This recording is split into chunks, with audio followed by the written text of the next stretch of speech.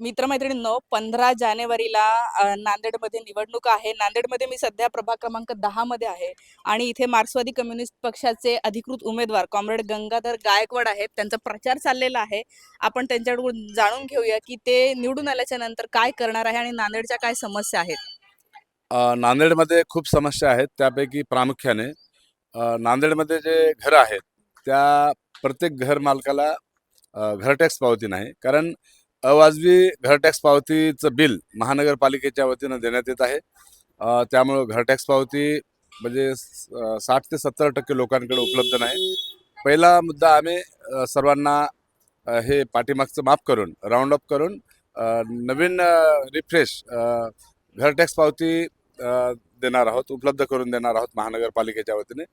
आणि रिडिंग घेणारे लाईट्स विद्युत विभागाचे जे आहेत ते चुकीची रिडिंग अनेक लोकांची टाकत आहेत. त्यामुळे अनेक लोकांचं लाईट बिल देखील मोठ्या प्रमाणात येत आहे.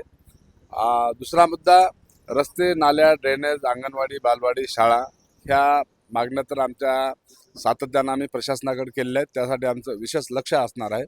आणि जे प्रभागामध्ये किंवा शहरामध्ये बेरोजगार युवक आहेत त्यांच्यासाठी आम्ही किमान 1,00,000 रुपयाचं अल्पकर्ज कसं मंजूर करून त्यांना देता येईल यासाठी प्रयत्न करणार आहोत.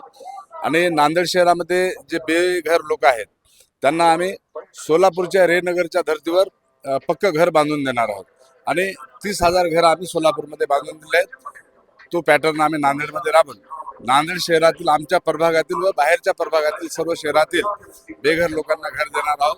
आणि एकंदरीतच जनतेचे प्रश्न घेऊन आम्ही सातत्यानं लढत असल्यामुळं आम्हाला आमचे नाळ जनतेसोबत आहे.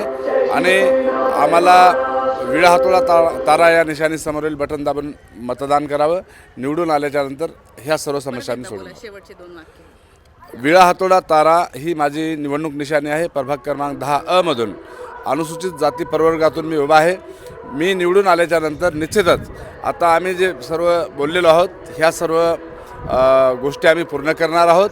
आणि विळा हातोडा तारा 2 नंबरवर निशाणी आहे. या निशाणी समोरील बटन दाबून मला प्रचंड बहुमताने विजयी करावं अशी विनंती आहे. धन्यवाद.